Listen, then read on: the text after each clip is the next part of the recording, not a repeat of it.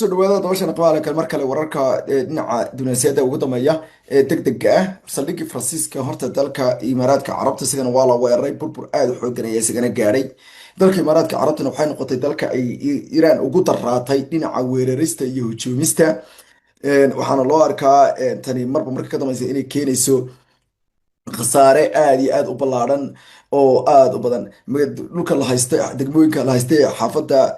ka tirsan markaasi magaalada Qudus ee Israa'iil dhulka ay ku habsatayna waxaa la sheegay in meydadka iyo weli dhaawacyada Israa'iiliyiinta la kala guraya aagagaasi ku yaalay xilli ay sidoo kalena ay sii socoto ayaa la yidhi duulaanada tribeelka ee marba marka ka dambaysa ay qaadayaan markaasi argoosiga ay dowladda Iiraan ay kaga aarsanayso sidoo kalena waxaa la sheegay in dekedihii waddanka isku taga Imaaraadka Carabta ee Jabal Ali muuqaalo dhinaca satellite-ka laga soo qaaday ayaa muujinaya aan ku bilaabay duqeynta aadka u ba'an ayaa marba marka ka dambaysa waxa ay sheegayaan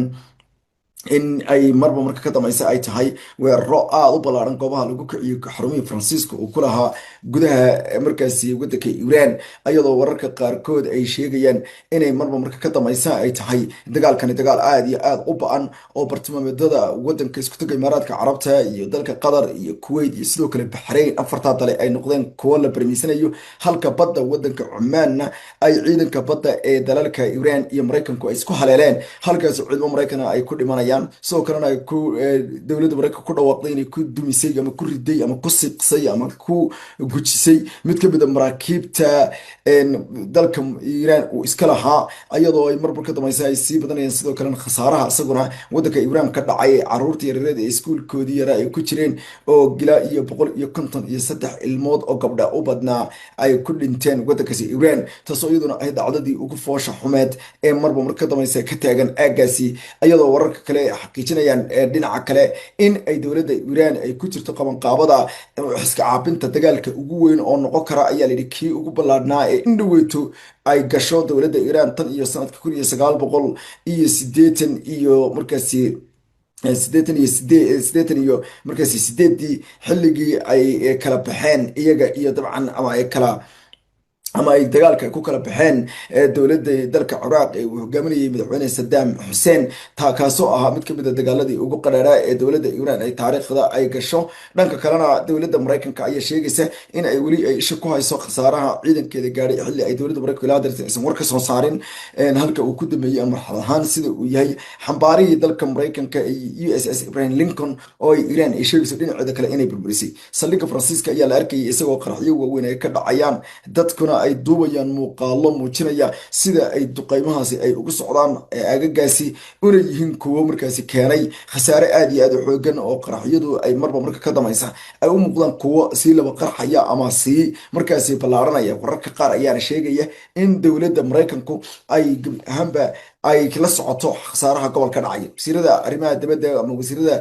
ugu badan ee dalalka reer Carbeed ayaa iyaguna shir degdega ku jira kuwaasoo iyaguna ka hadlaya xaaladdu in ay sii adkaanayso midowga Yurub madaxweynaheeda Ursula von der Leyen ayaa sheegtay in xaaladda halista ay gobolka bariga dhexe ay isku bedeshay dhiigmayd xaaladdu waxay u egtay marba ka dambaysa mid ka sii xumaanaysa waxayna sheegtay in xaaladdu ay sanadeerta ahayn mid kaliya oo ku kooban Iiraan iyo Israa'iil laakiinse ay noqotay mid gobolka oo dhan ayadoo la hadashay mas'uuliyiinta dalka Qatar ayay sheegtay in wadamada Yurub ay ku baaqayaan in dagaalka la joojiyo isla markaana xabadda la yareeyo oo ay khasaaraha asaasi lagu joojiyo iyadoo mar kale ay wadamada reer Yurub ay muujiyeen inaysan qayb ka noqon doonin arrimahan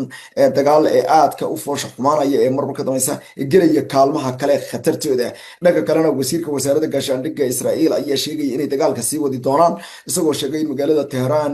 markaasi beegsigeedu ay noqon doonto mid iska caadi ah waxaa dhanka kale la sheegay in aagagii ugu dadka badnaa magaalada Dooxa ee xarunta dalka Qatar lagu kala carray suuq Waaqif meelo kale oo kala duwan ayaa la sheegay dhamaantood in dowladdu ay ku khasabtay dadka ama ay uga digayso dadka in ay tagaan ayadoo dhanka kalena la sheegayo in ay Iiraan ay kasii socoto warkaasi cadho aad u ballaaran oo ay isku diyaarinayaan madaxa guud ee hay'adda ururka GCC ee Jaasim Al-Badawi oo isagu gudoominayay shir degdeg ah ayaa sheegay in weerarada ugu dambeeya lagu qaaday duqum dekada loo yaqaano ay muujinayaan in si aad u ballaaran hadeerto ay Iran ay qoriga iyo dabka ay qoriga iyo hubka iyo saanada ay u qaadatay dagaalkuna uu yahay dagaal aad iyo aad u ballaaran oo aad iyo aad ugu weyn sida hadalka u dhigtay iyadoo ku tilmaantay inaysan joojin doonin dowladahaasi in ay ka hadlaan arrintan iyo inay si yaabo kala duwan ay mar ka dambaysa ay u arkaan xaaladda dagaal ee arrinta ka dhacaya boobka kaniisadda ugu sarreysa ee gebi ahaanba ah boobliyaha kaniisadda Vaticanka ayaa ku tilmaamay in dagaalka lagu qaaday waddanka Iran ay iska kaashadeen Mareykanka iyo gebi ahaanba Israa'iil uu yahay dagaal fadqalala ah oo fitan ah wuxuu yiri waa dagaal fidna ah dagaalkaas ay qaadeen wadamadaasi wuxuuna ku tilmaamay in ay fidno horle ay geliyeen dunida isagoo oo gabi ahaanba arrintan ay ku noqonayso dhabarjab kale Trump oo isagu bariyo ugu dambeeyay sheegayay inuu diinta u dagaalamayo isla markaana uu diinta matalo ayuu Bob waxa uu sheegay in xasiloonida min la burburiyo deegaano xasilooni iyo nabad ka jirtay isla markaana la dilo dad aan waxba galabsan ay tahay tan ugu xun ee la sameeyo karo ayuu yiri marka ay noqoto dhinaca baabi'inta ayuu yiri mabaadi'da ayuu yiri dadka bini'aadanka iyo sidoo kale nabadkooda noolaanshaha isagoo ka digay in xasaradana ay noqon karto mid aan la garanin bobliyaha 14aad ayaa sidaas ka sheegay shirjirayda oo qabtay waxaana si qalbiyan idinku sheegaya dhammaan dhinacyada dagaalka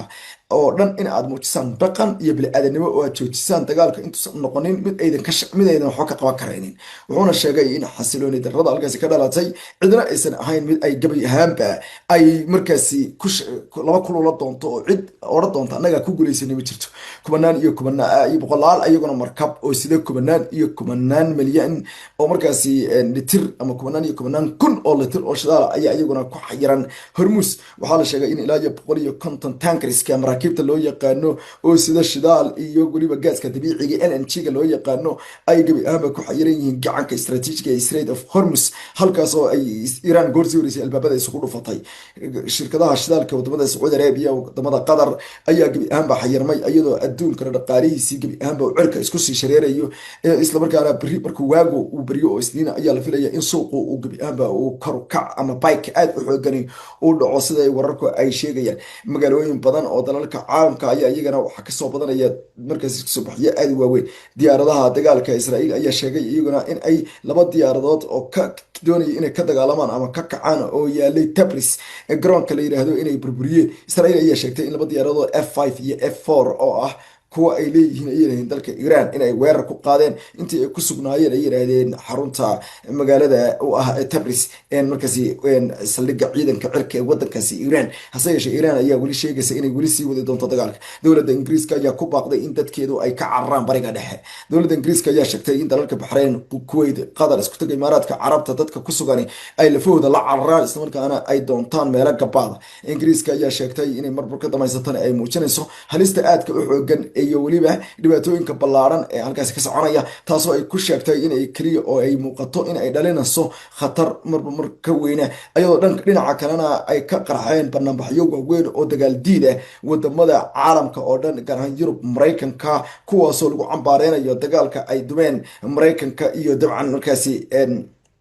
ayaa la yiri Israa'iil oo iskaashanaya qaraxyo weyn ayaa magaalada Dubai wali ka sii soconaya waxaana bankiska laga maqlayo iyo qaraxyada weyn halkaas laga maqlayo ay yihiin kuwa mar ka dameysa adkeenaya ayaa la yiri qadiyadaha dhinaca duulimaadka diyaaradihii ayaa wali sii wada in la kansalo diyaaradda Lufthansa ayaa sheegtay in ilaa 8 bisha aysan jiri doonin duulimaadyo ay ka fuliso ay yiraahdeen magaalooyinka Tel Aviv Beirut Amman